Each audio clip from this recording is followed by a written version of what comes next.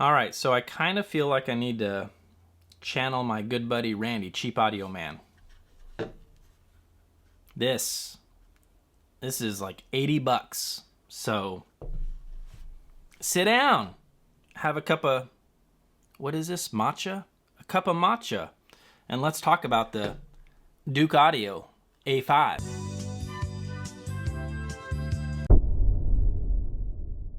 All right, so a while back, I posted a video chatting about these little desktop style amplifiers that have been all the rage for budget audiophiles. And in that video, I toyed with the notion that while these amplifiers might fit the bill for many hi-fi enthusiasts, they need to hit a few extra check marks to get the NRD stamp of approval.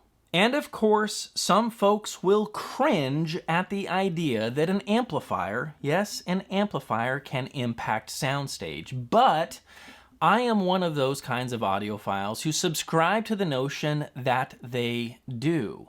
With many of these amplifiers that I have tried so far, the staging feels a little too forward and aggressive for my taste. That is, until the A5. All right, so Douk Audio sent me this amplifier with the expectation that I would give them my honest feedback on how it performs and how it sounds. While they provided this unit for free, my thoughts remain completely my own. No fluff, no bias. Whether I get to keep this amp or not has no bearing on what I'm going to be saying in this review. Also, I will be leaving Amazon affiliate links down below if you decide to pick this up. And while I do get a small commission, it's at no additional cost to you. All right, disclaimer out, sounds good? Okay, let's get started. The Douk Audio A5 is a Class D desktop stereo integrated amplifier that, depending on the power supply, can push a max power of 300 watts per channel into 4 ohms. Now listen, I can't verify those numbers or say how much clipping happens at full throttle. I'm gonna guess probably a lot, but here's the point.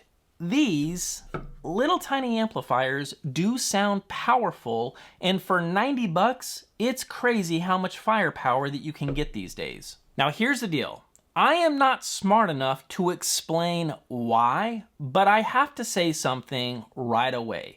While these amps, any of them built on this TPA3255 chipset, can drive just about any speaker that I have paired them with, there seems to be a catch. They hit the dance floor running, sound great in the 70 decibel range, stay solid into the 80s, but somewhere in the mid 80s and beyond, they seem to fall flat, and I don't know why. And look, before this sounds like a diss, it kind of is, but it's really not. I don't listen in the high 80s or 90s because I would like to keep my ears working. For me, the 70s and the low to mid 80s is plenty loud, and these amps handle that all day long. Just keep in mind, if blasting into the 90s or beyond is your thing, well, these might not be the best choice out there. Taking a look at the A5, for me, it is a bit of a mixed bag. Some great features with a couple of minor misses. First, on the front of the amplifier, to the right, you are going to find volume control that also doubles as a power switch. To the left of the volume knob, there is a pleasant surprise, which is a high-pass filter. Again, you can engage it or disengage it. And for the concept of this amplifier, like a little desktop amplifier, I gotta say, this is a win-win and it makes all the sense in the world. If you wanna get bass off the back of your mains and let a subwoofer handle the low end, this filter is going to make life easy for you. You can fine-tune your cutoff frequency from 30 Hertz all the way up to 200 Hertz. All right, now looking at the business end of the amplifier, you will find a pair of single-ended RCA jacks, and this is the first thing that I need to mention. While I had no issue using my RCA cables, these jacks are just a little bit too close together. As you can see, my cables press up against each other, and over time, I do worry a little bit that this might stress the connection. It is a minor issue, but hey, someone's got to point this kind of stuff out, and it might as well be me. To the right of the RCA jacks, there is a 3.5mm auxiliary output, and in my case, I used a small adapter to connect to subwoofers, which is probably what most of you folks will be doing as well. You're just going to need a simple 3.5 to RCA adapter, and of course, I will leave those links down below. Now, just to the right of the auxiliary output, and yeah, you know what's coming, Douk Audio. Why? Why must you make me so grumpy by slapping on these super cheesy tiny speaker terminals, especially after getting it right with the Douk A100? That amp had binding posts just big enough for spades, but with the A5, you're going to be stuck with just banana plugs. Now, I know this isn't the end of the world, but it is my job to report everything so you folks know what you're about to get into. Now, to the right of the speaker terminals is the power inlet. The unit comes with a 5 amp 32 volt power supply, and according to Douk's website, the rated power output is 78 watts per channel into 4 ohms, 70 watts into 6 ohms, and 65 watts into 8 ohms. And of course, saving the best for last, Douk Audio got pretty clever with this design. They added an easy to remove glass hood on top of the A5, making op amp swaps as easy as it's ever gonna get. If you're new to this, these amps all use small op amps that you can swap out to tweak the sound. And here's a little trick. Instead of using a screwdriver or tweezers, try a small zip tie. Slide it under the op amp, pull it up on both ends, and boom, easy removal without breaking the legs. You're welcome. Now, I've tried several op amps that I've had on hand, and I found that the Burson Vivid 7 and the Sparkos op amps sounded the best in this amplifier. I'll leave links down below if you're interested in either of those. Unfortunately, the one op amp that I really wanted to try, the Staccato from Poland, won't fit. It is a JFET based op amp, and it sounds killer on everything that I've used it in, but it's just too big for this amplifier, which is a bummer, but it's not the end of the world. So the A5 sounds less forward than all of the little chip amps that I've tried so far, and I've tried quite a few. Now, before this unit, my personal favorite was the IEMA A70. Hold on a second, let me grab it. Which, as you can see, I hot rodded with tube connectors, and I do have Sparkos op amps inside. I had high hopes for this one, but even with these modifications, the tube connectors and the Sparkos, I gotta be honest in saying that I still like this A5 quite a bit more. I think it sounds better and it sounds more correct when it comes to imaging and staging.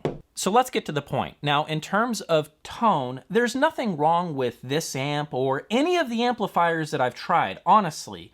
They play a straight line, and if you're slamming speakers against the wall and just jamming out, any of these will probably be fine.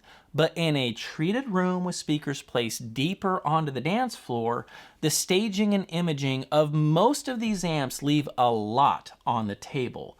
They all tend to sound forward and aggressive, especially in the upper mid-range and top end, and this is where this little A5 honestly surprised me. Trying a number of tracks from my audiophile playlist, I was shocked at how much more correct instrument and vocal positioning sounded.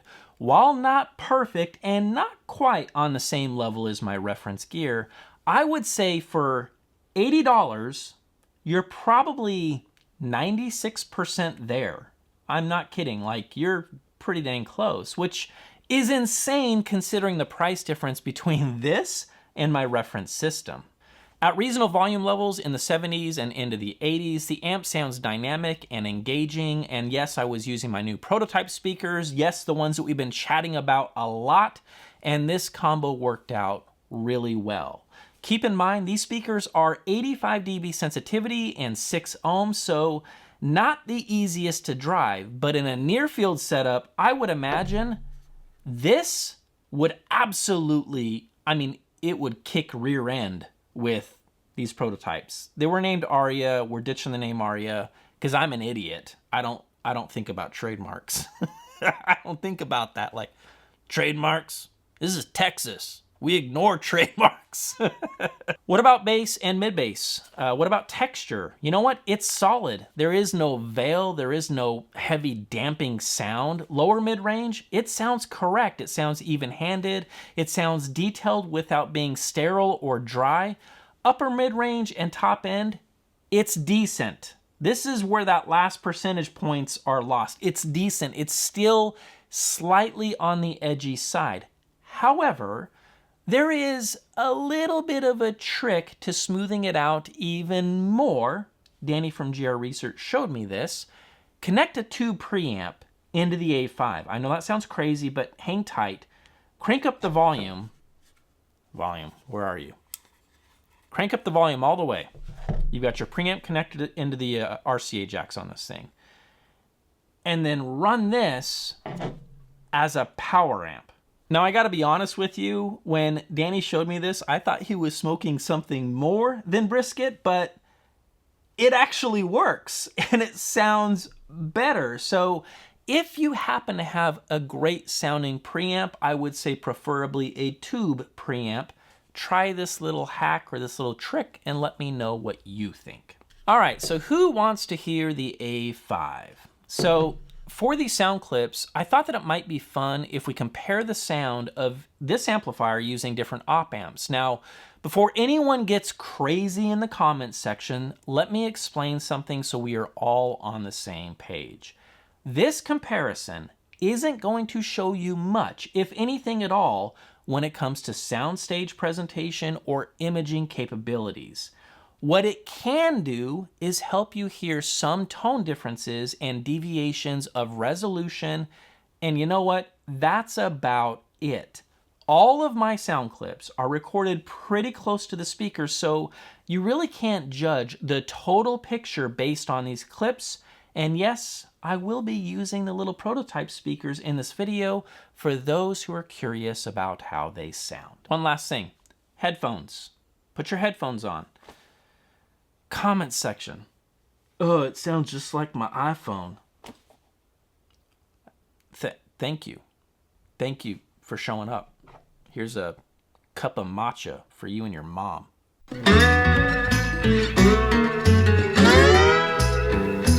Engineer, where are you headed?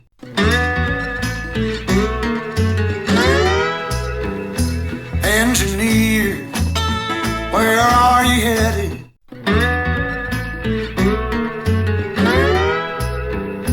Engineer, where are you headed?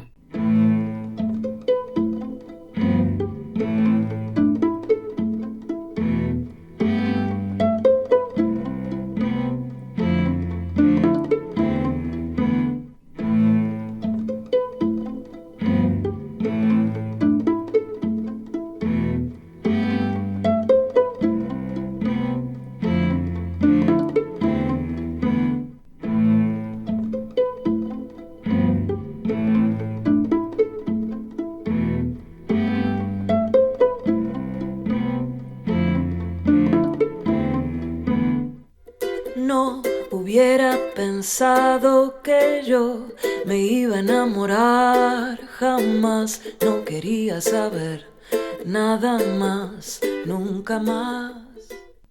No hubiera pensado que yo me iba a enamorar, jamás no quería saber nada más, nunca más.